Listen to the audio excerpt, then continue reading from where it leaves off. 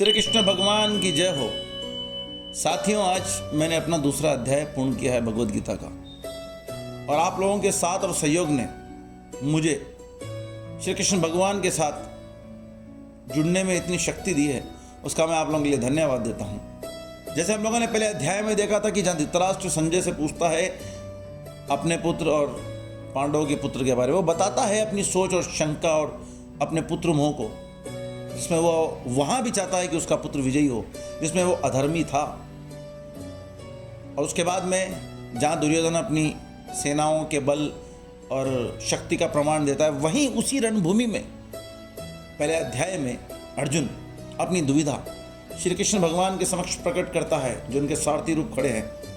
वो ये बताता है कि अगर मैं अपने कुल का नाश का कारण बनूंगा और ये कुल मुझे मिलेगा, तो ये कुल मेरे क्या काम का?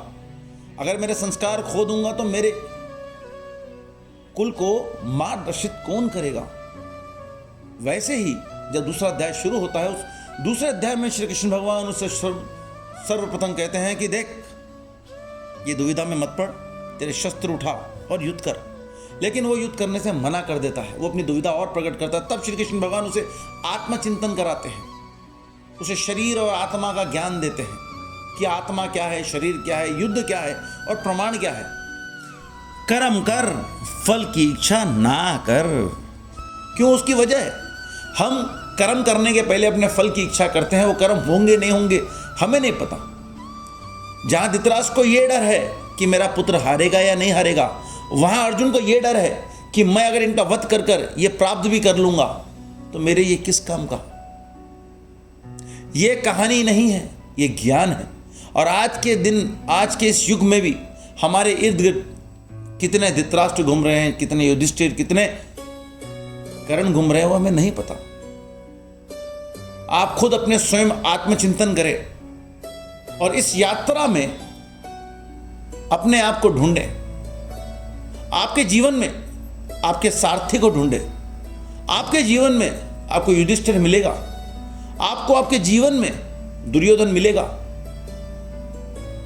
इस ज्ञान सागर को इसीलिए आने वाले युगों के लिए श्री कृष्ण भगवान ने उपदेश दिए हैं। अब ये आपके ऊपर निर्भर करता है कि आप इसे कैसे लेते हैं। और यह बात भी निश्चित है, जो व्यक्ति भगवद गीता को पूर्ण रूप से समझता है, उसका कल्याण और मोक्ष प्राप्ति वो अवश्य करता है।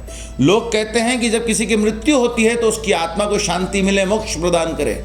मैं कहता हूं कि जब किसी व्यक्ति ने भगवद गीता को पूर्ण रूप से सुन लिया, समझ लिया, तो उसके मन की शांति को मोक्ष प्रदान मिलता है। और सबसे बड़ा मोक्ष वही होता है इस शरीर के लिए।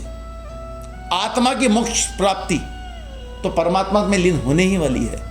अब वो आप तकलीफ देकर आत्मा को प्रभु के लीन करवाते हो या शांति देकर, वो आप पे निर्भर करता है।